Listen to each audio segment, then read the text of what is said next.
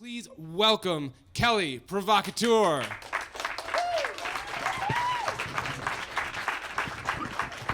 It's 5 a.m.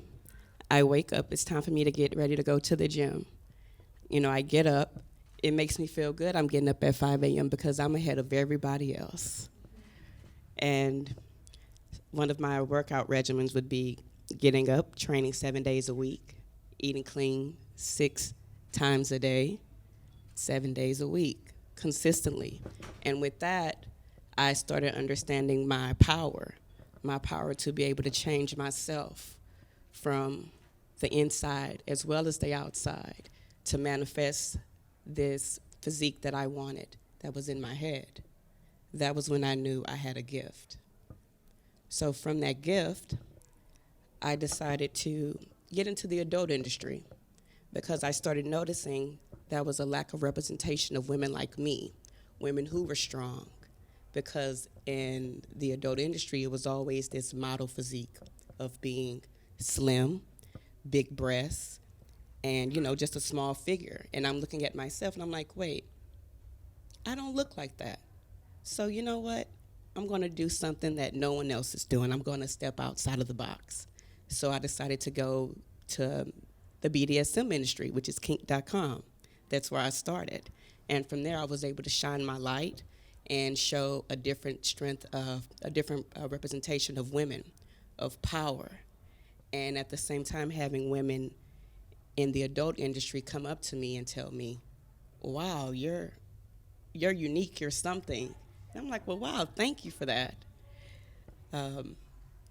Sorry, it gets a little emotional because I'm actually exposing myself, which I never do, as a professional dominatrix, because we always have this shield up to be guarded and to be strong. So I'm actually telling a true story from heart. So as I'm in the porn industry doing what I'm doing, and a lot of the things that I would be doing would be a lot of submissive and bondage type of fetish to start off.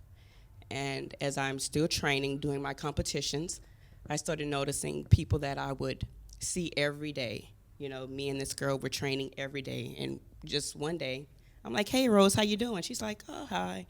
And she looks at me, and she's kind of standoffish. And I'm like, so, okay. I took note to that because this is the same person that 4 months ago was, calling me, hey, how are you doing? And then things all of a sudden just changed. And I started sitting back, and I'm like, I'm going to take note of this. So a couple weeks later, I'm at the gym at the water fountain. I look up, and I'm noticing some people that are training. They're looking at me. They're looking at their phone. They're looking at me. They're like, they're sniggling. And I'm like, oh, shit, here we go. It starts.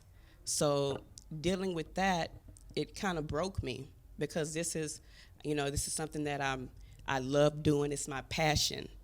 And to have people that, I was friends with kind of shun me and look at me in a different light, it broke me. And it pretty much put me in a depressed state.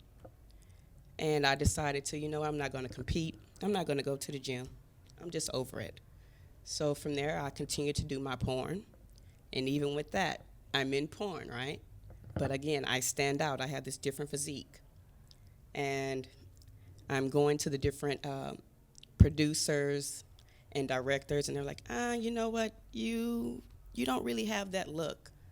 I'm like, okay. So the look that they're looking for, again, is this ideal slim figure, big breasts, pretty much the standard look. So I'm like, okay, so this is what their idea of what sexuality and beauty is. So dealing with that, I proceeded to continue doing what I'm doing.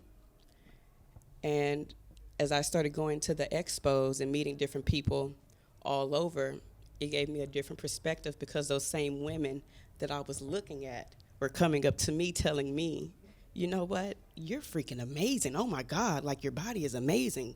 So I'm like, wow, you know what this is awesome to have those same women that I was looking at come up to me and tell me how I inspire them and encourage them and empower them, it really motivated me to go back into the gym and be even better than I was before. So I decided to get back in the gym. I sat down. I'm looking at myself in the bench, and I'm like, you know what? This is where you belong, and this is your true destiny. And from there, I've been going ever since. So my word of advice is to stay true to who you are, regardless of what direction in life you go, and keep faith in yourself, and to thine own self be true. Thank you.